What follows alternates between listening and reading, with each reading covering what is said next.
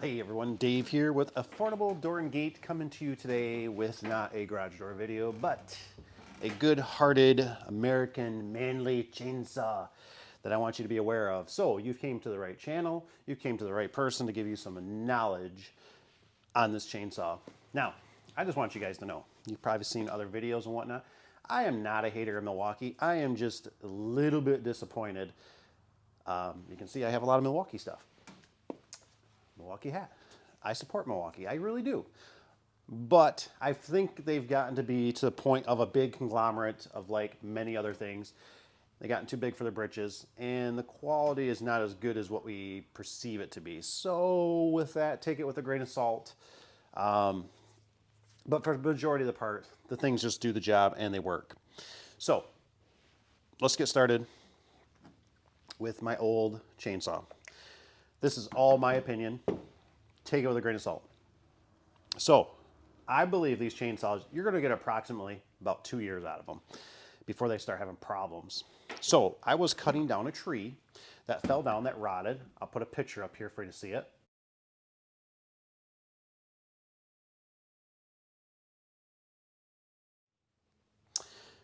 And with that tree falling down, I grabbed the old power saws. I got a gas one, I got my electric one, and I actually have the smaller little one of the Milwaukee, which I don't have it right here, but they come in very handy. There is huge benefits with electric chainsaw. The fact that you can just set it down, you don't have to restart it, it's not flooded. I mean, there's just on and on. The reason for this video though is to explain, which I couldn't find a lot of problems with these things, and I didn't get a lot of intel on them. So as I was using this chainsaw, it ended up just completely not work. I mean, I was using it. I literally set it down on a wheelbarrow or something. I pick it back up and I go to pull the trigger. Absolutely nothing. No signs of any life. You know, you do the wiggle of the trigger, you kind of bang it a little bit, you shake it, you twist it, you do all the manly common sense things, right? Put 3 different batteries in it, big, small, little baby, whatever it is, all different kind of batteries. Like, well, maybe I got the wrong size battery in it, which they all, you know what I mean? It takes the same thing. Tried the safety on it. It is just not working. No matter what I do to this thing, I mean, I'd go down to, I didn't, but heck, put oil in the darn thing, make sure the covers, it's not working. So then I started thinking, I thought, well, I'm going to go online and I'm going to see if there's any common problems with these. Well, there is some videos out there, but they're horrible. And they don't explain how they fixed them. And there might be a reason. I watched one video and the guy goes up to the point of, well, this is my 6th time or whatever, sending it into Milwaukee. And he had to use this terminology called boomerang, because they'd end up putting a bar and chain on it when he'd send it in without to compact it. And they would literally send it back with a bar and chain, like they never pulled the trigger on it. And he's like so frustrated. And I'm thinking, I don't want to be that guy.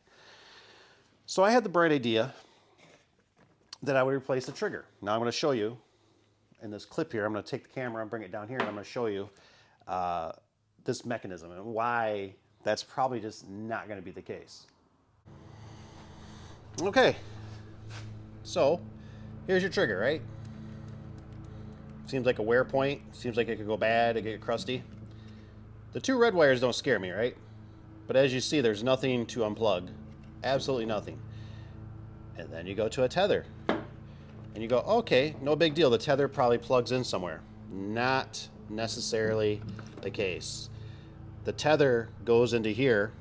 And what's tricky is there's 2 wires right there that I thought were broke, and I don't think they are. And then even if they are broke, how do you get them in there? This is like a glued circuit board, you know what I mean? It's made for vibrations and everything. Everything is soldered and glued. I mean, so there's no, like this looks like some kind of harness right here, right? Let's take a look here, sorry. Get fat fingers out of there. This is good luck getting this all wired back together and making it last. Your trigger down here for the safety on the bar, it might have some, but it's still, like I said, it comes back to this and it's soldered. It doesn't make any feasible sense to go, oh, I'm just going to replace the trigger. So basically, I don't want you to do what I did. Just throw it away and get a new one. And now we'll talk about this one. Okay, so with that being said, you see the complexity of this saw. In my opinion, this is a throwaway saw. Don't even try to attempt to fix this. Now, here's the thing. I had other options. I've heard that this thing has a 3 or maybe a 5-year warranty. I'm a guy that values my time. I really do. And the problem is, I called my local distributor, and he's always been really good to me. But they sell. They don't service them. And I said, well, what's the deal? And he said, well, the problem is, he says, if we just send it in from our factory, they're going to automatically fix it and send it back and send us a bill. He says, if you do it online, right, which always sounds fantastic, right? You can do it from the convenience of your home in your underwear. Yeah, okay. So I did for a second there. I took a blip of it, right? I had the wife. I was like, hey, check it out. She's like, it doesn't show they service these. And I'm like, what? So I have a couple options, right? Now, unfortunately, in today's age and people and society, nobody gives a rat's butt. So I told myself, I'm not doing this. I am not taking this unit in to the place that is an hour away, one way, and have them look at this thing. I'm just not doing it, because if you're on a budget, sure, and you got plenty of time, maybe.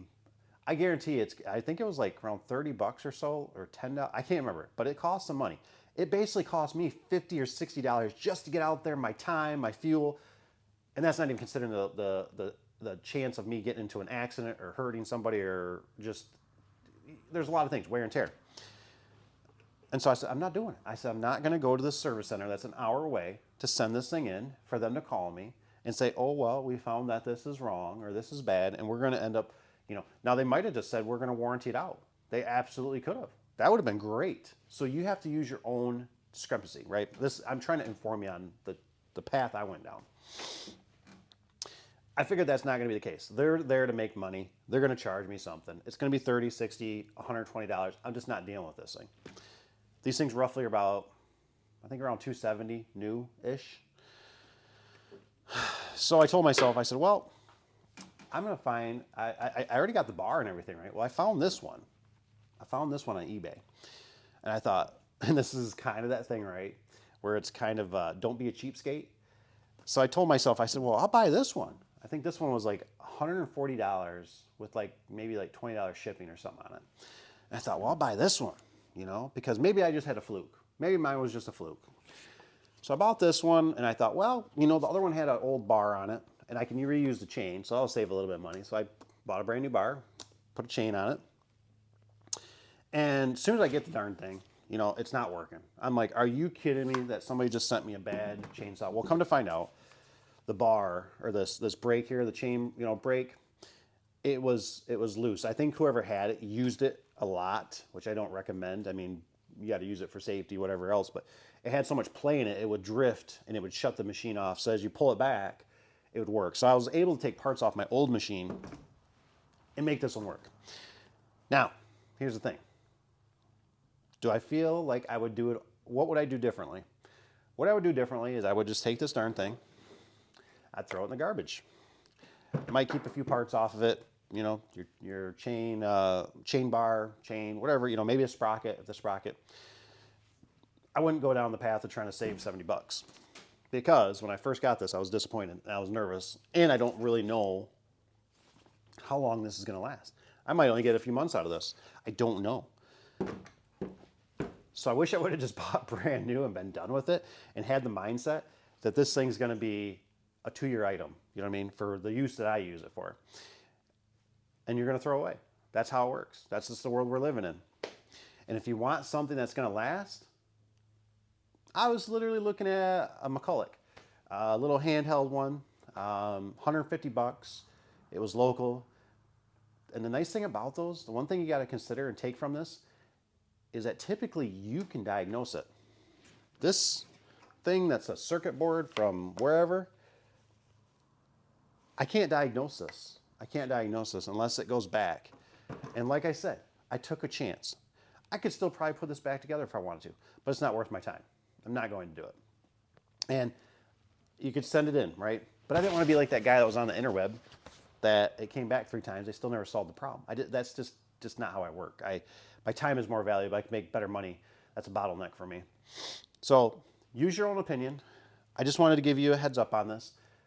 I am a little bit disappointed with Milwaukee. I have heard, and I've also experienced, that their customer service is not the best. And I would have to agree. And I guess what I'm getting at is that if I would know what I know now a little bit, that if my customer service isn't going to be good and the product is maybe a little bit inferior, I probably just would have went with a cheaper brand. You're paying for the name, you're paying for the colors, you're paying to hopefully have a better tool.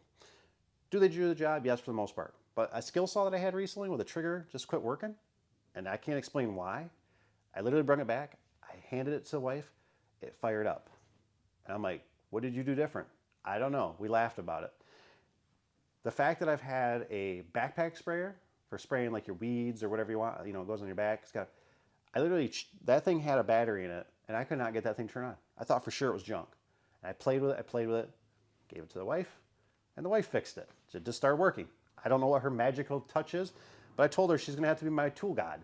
She's just gonna have to come with me for everywhere. And I'd be like, here, the tool's not working? Oh, it works again, thank you. And I take it back and I go to work. Because it's very upsetting that these things have ghosts. I'm used to the M18. DeWalt, 18 volt, unstoppable. They would smoke, there'd be fire coming out of them. The triggers you knew were getting bad because they start shorting out. These things, they're just like, either it goes, it's either go or no go. And that's really disappointing. So anyways, with that, guys, I hope you learned something. Looks like the phone is running low on juice.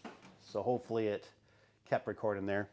And I hope you learned something. But here's my little tidbit from my research. And maybe this will save you some time, money, effort on the Milwaukee chainsaw. They are nice units though when they work. They're sweet. So probably just buy it and throw it away. Sucks throwing money away. Just throw it down the toilet. Just throw it out the window when you go down the road.